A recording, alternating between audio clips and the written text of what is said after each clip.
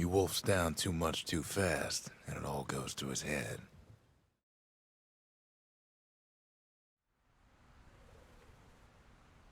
I've said a lot about the kid, but he ain't the only one wrapped up in all this.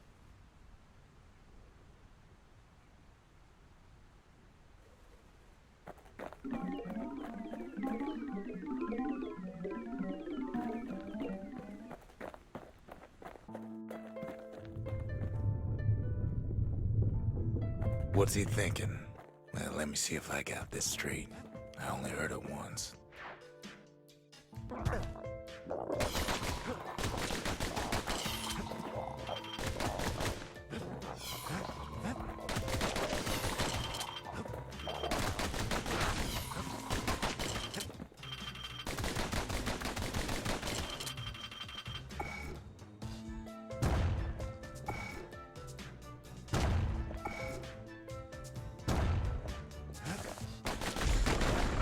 Once there was a normal Ura girl, but she wasn't born in the Tazzle terminals like the rest of her people. She was from Caelandia.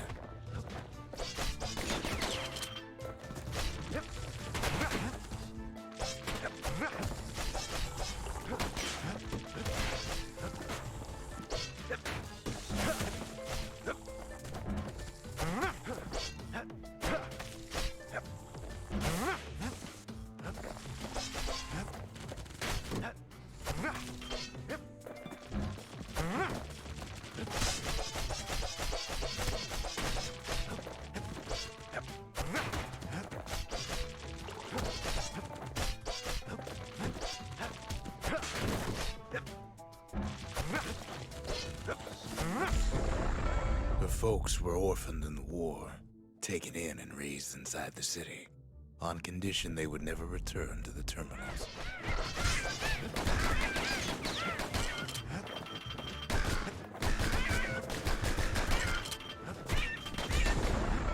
Ura refugees who came into the city had to stay for life.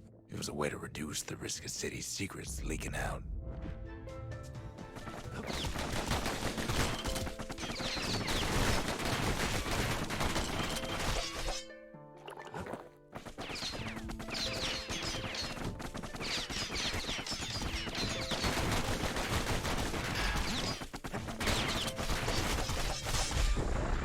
Her mama passed away from birthing complications, leaving the girl trapped inside that city with no one but her father.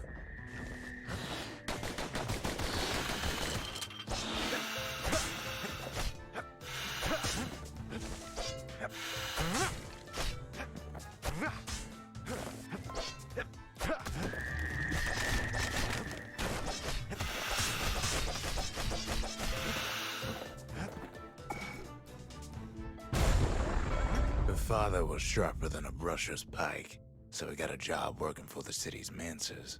His daughter barely saw him.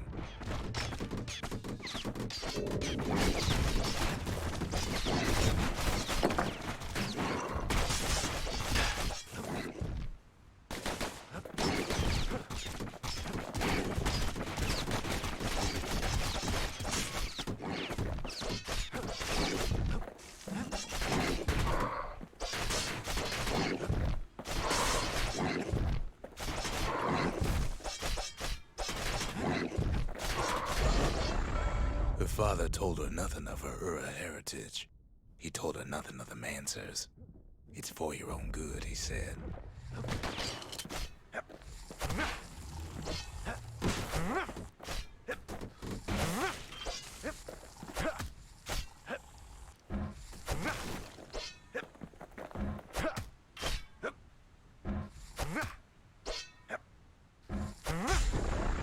She took to studying the arts, learned more through music than history books, gained a knack for strings and songs.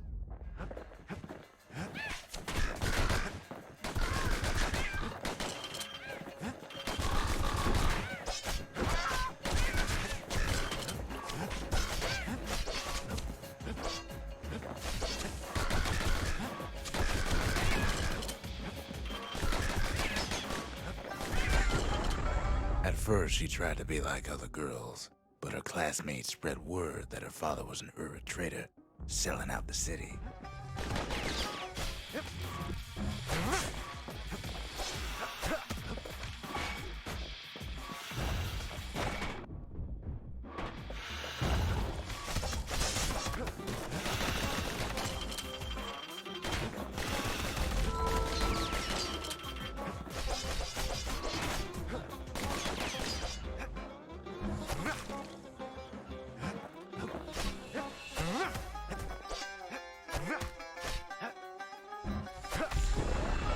One young man stood up for her, or so he led her to believe. He knew much of her heritage, and she grew fond of him.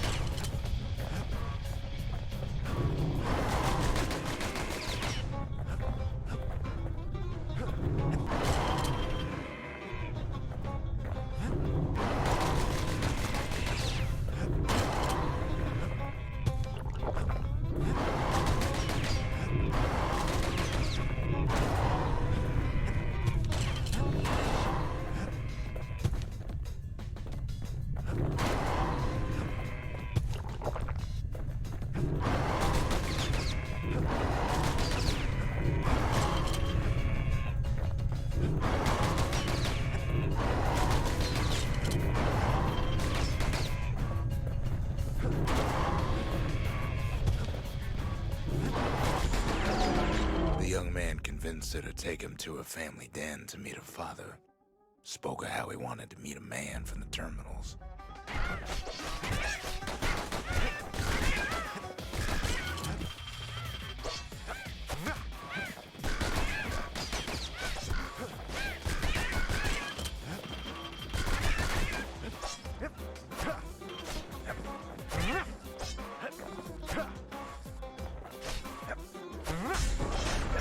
When the young man greeted her father in the Ura's native language, her father flew into a fit of rage and threw them out.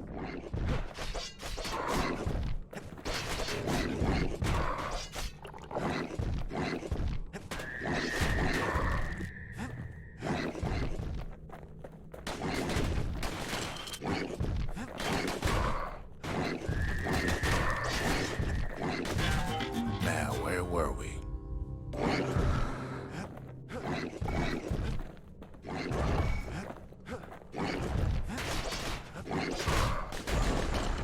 The young man never told her that the Ura's native language is not to be used by foreigners. To do so is a terrible insult.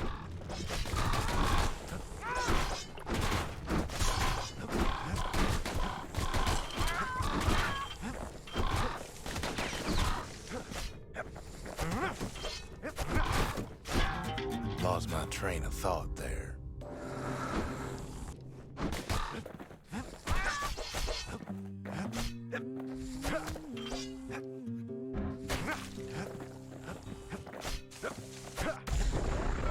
It was then that she decided to escape. The two of them could flee the city together and go to the Tassel terminals.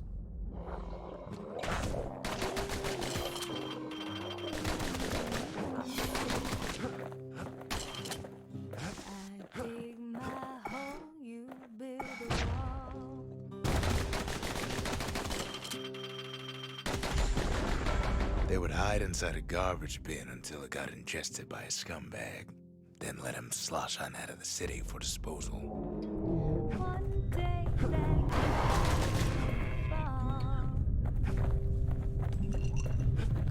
build that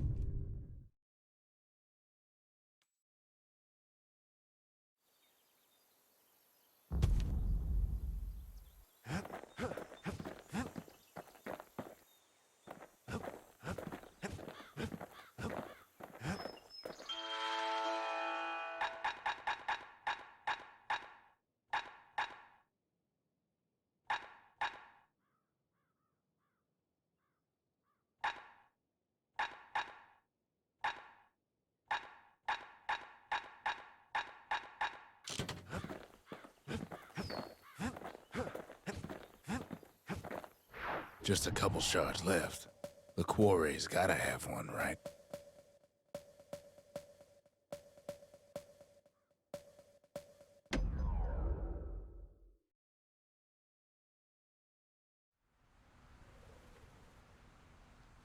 Imagine everything you'd need to build a city like Caelondia. It takes hard work and planning, and it also takes a burstone quarry.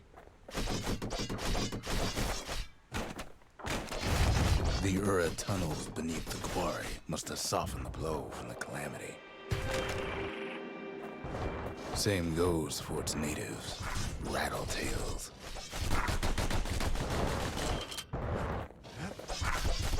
Why would the Ura put up with those pests? Rattletails ain't the worst of it either, but more about that in a little bit.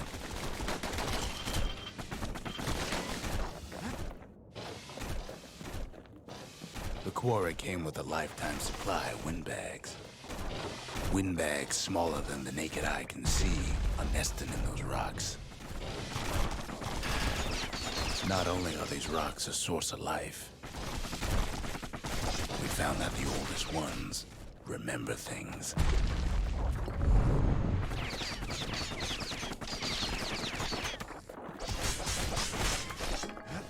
They're recording everything, all the time, taking it all in.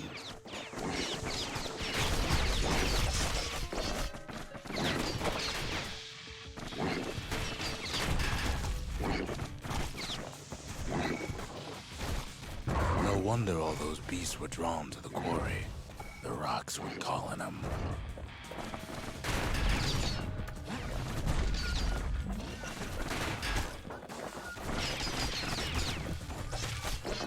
Keeping the quarry free from pests turned out to be a problem. Rattletails kept tunneling in to snack on windbags. Even stink eyes started taking root in here.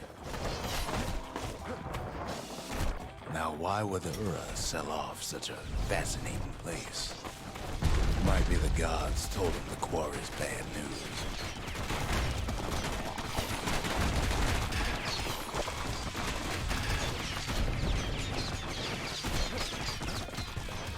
On top of that, you know the Ura hated anything above ground.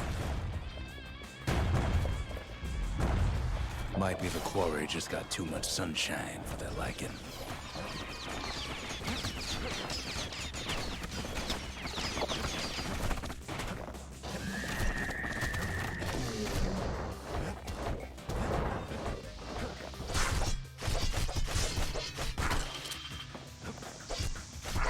Without those windbags, the quarry might not have its special qualities.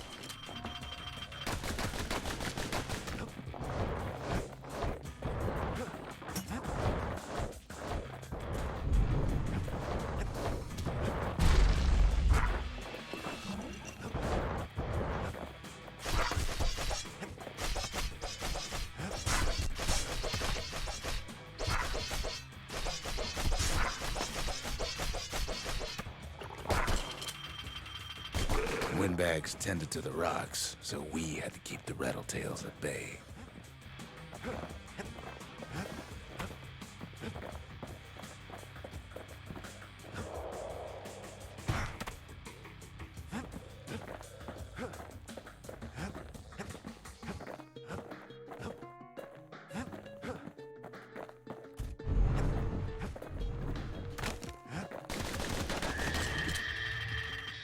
The Ura always were a superstitious lot.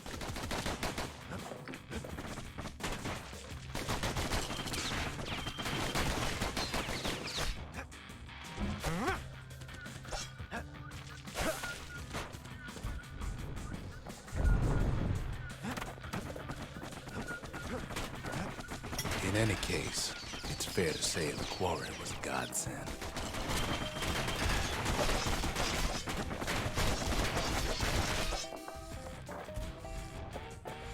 Those rocks, all polished to a mirror sheen.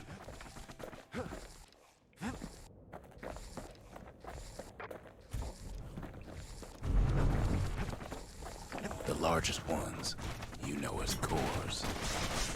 A single core could keep the lights on in an entire city district.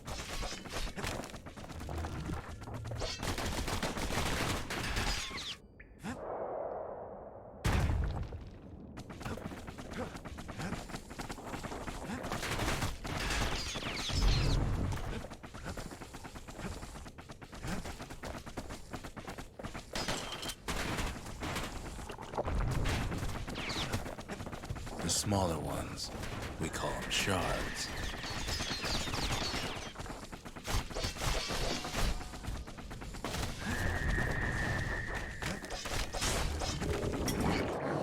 Well, now the quarry's all dried up.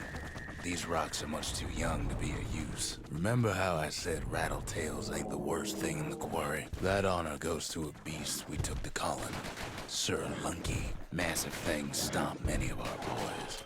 We just couldn't get rid of him. The only thing harder than the rocks in Bastion Quarry is Sir Lunky's head.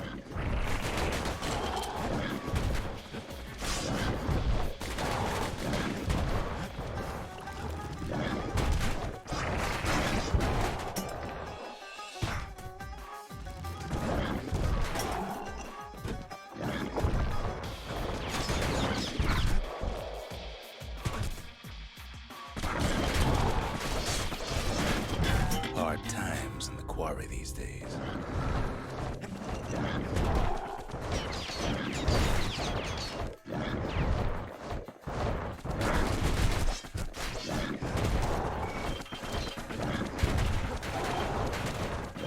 We never could get stubborn old Lunky to leave the quarry alone.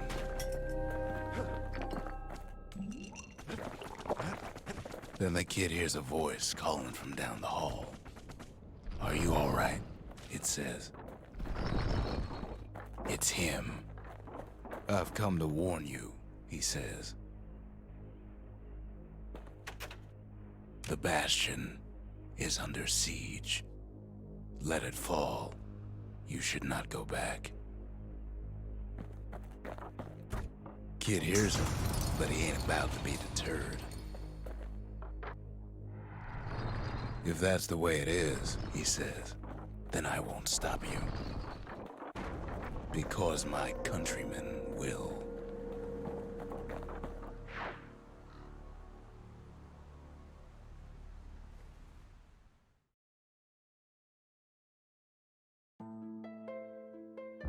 Say what you will about Zulf, but he's a man of his word.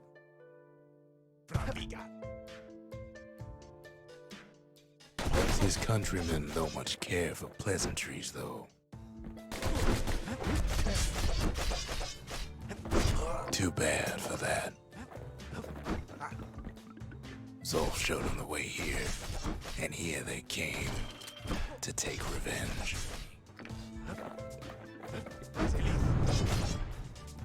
They got inside the Bastion and shut the door. Kid's gotta go in through the back.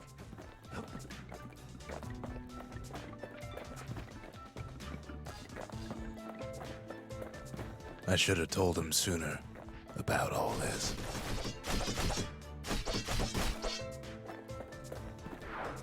Unfortunately, they broke in and they started digging their holes.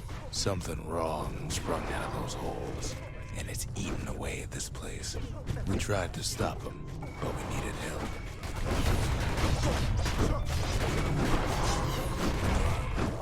No way out of this.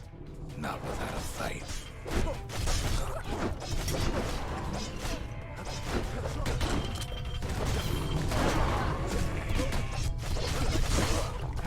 Our little squirt, he don't make it.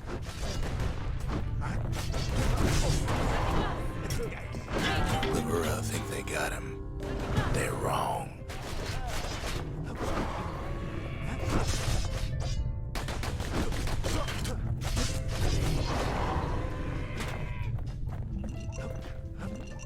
Somehow, some way, he sends those Ura packing. Problem is, it didn't matter. Zulf's plan worked.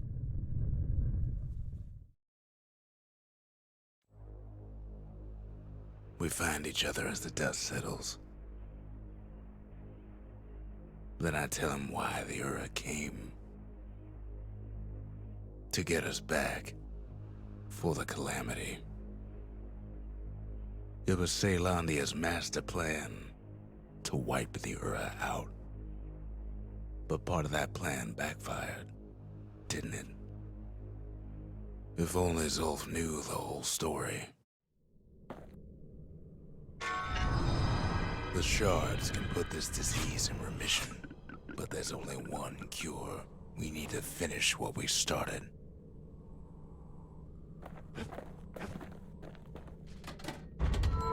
Seems the gods recommended this place to all their friends. The slingers, the wilds were their calling. The sanctuary. If we can build, we can rebuild.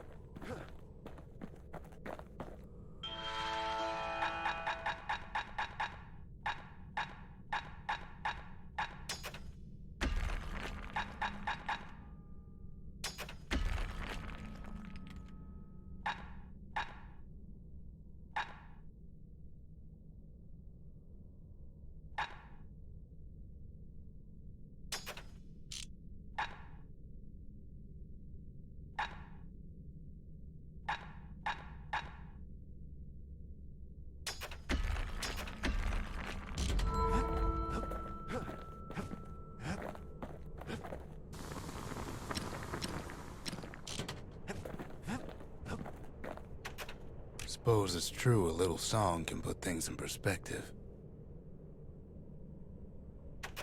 They said the wild could never be tamed, if only they could see us now. Ain't always much to say. Behold